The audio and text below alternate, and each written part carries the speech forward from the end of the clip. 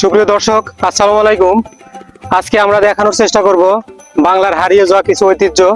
আমরা জানি চাকা আবিষ্কারের পর থেকে মহিষের গাড়ি, গরুর গাড়ি এবং ঘোড়ার গাড়িতে চড়ে কিন্তু বাংলাদেশের যে কৃষি সামগ্রী ছিল সেগুলো কিন্তু পারাপার করা হতো, এক স্থান থেকে কিন্তু অন্য স্থানে সরবরাহ করা হতো।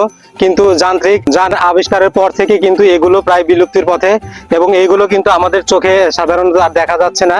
আমরা বাংলার প্রত্যন্ত এলাকায় এসেছি এবং দেখানোর চেষ্টা করছি কিছু হারিয়ে যাওয়া ঐতিহ্য। আমাদের ভিডিওটা কিন্তু হয়ই মূলত দর্শক হারিয়ে যাওয়া কিছু ঐতিহ্য, তারই ধারাবাহিকতায় আজকে আমাদের ভিডিওটা হবে এই গরুর গাড়ি ঘোড়ার গাড়ির সমন্বয়ে। এবং এখানে আমরা দেখলাম পাশে কিন্তু অনেক কাদাযুক্ত জমি ছিল, সেখান থেকে কিন্তু এই ধানগুলো বেয়ে নিয়ে আসছে এবং তার কিন্তু দক্ষতা এবং নৈপুণ্যর কিন্তু তুলনা করলে আসলে ভুল হবে। দর্শক, আমরা যদি এনার সাথে একটু কথা বলি তাহলে আপনারা বিষয়টা বুঝতে পারবেন। ভাই, আপনি কত বছর যাবত এই কাজ করেন? তাও 25 বছর। 25 বছর। 25 বছর। এই গরুর গাড়ি কি কখনো পেয়েছেন আপনি? না, গরুর গাড়ি মানে খালি মহিষ গাড়ি চালাই। ঘোড়ার গাড়ি? ঘোড়া গাড়ি চালাই না। এই মহিষ তো আপনাদের নিজের? হ্যাঁ, নিজস্ব মহিষ। কয়টা মহিষ আছে আপনার? আমার 4টা মহিষ। 4টা মহিষ আছে। আর দুইটা আমার এখানে আনছি আর দুইটা বাইরে আছে।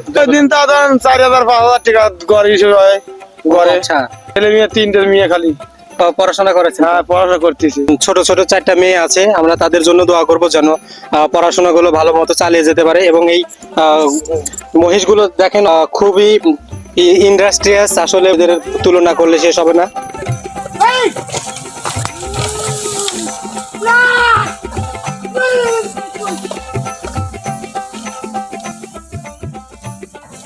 তো দর্শক, এনাদের ভবিষ্যৎ উজ্জ্বল কামনা করে আমি আজকের মতো শেষ করছি। আসসালামু আলাইকুম।